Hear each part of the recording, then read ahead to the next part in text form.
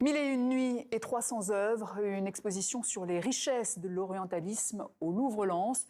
Récit historique, imaginaire, mais aussi contemporain, qui revisite les regards et la fascination portée en France depuis des millénaires sur cet Orient lointain. Visite guidée, Pascal Achard, Guillaume Gouet et Anthony Krisic.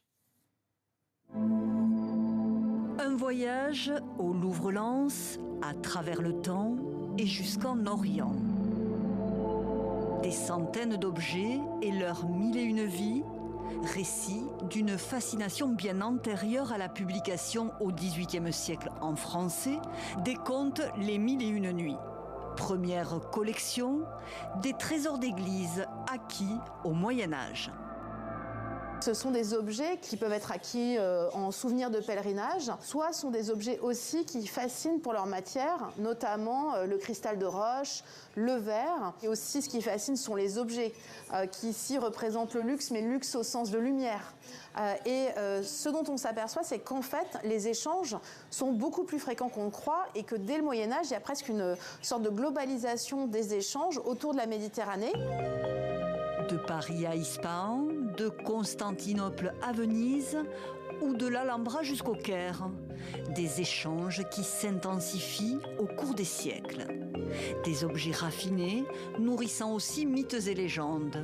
Un ailleurs fantasmé, voire caricaturé, dont s'emparent certains artistes, à l'instar de Molière dans Le bourgeois gentilhomme. Si le peintre Delacroix voyage au XIXe siècle jusqu'en Algérie et au Maroc, Ingres, de son côté, n'est pas allé plus loin que l'Italie. L'exposition croise ainsi différents regards, dont ceux d'artistes contemporains.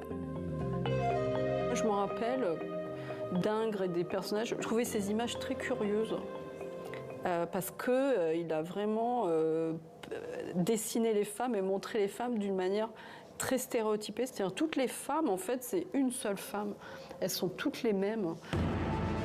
Avec ses princesses, Dalila d'Aléas Bouzard défie ici tout exotisme.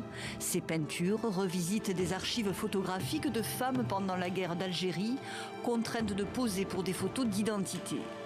Une manière de leur restituer leur dignité. Réappropriation, résistance et réparation.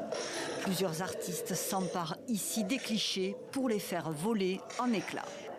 Cette exposition aujourd'hui, qui est les orientalismes au pluriel, finalement résonne profondément avec le travail de déconstruction que je mène depuis toujours. Quel est le choix?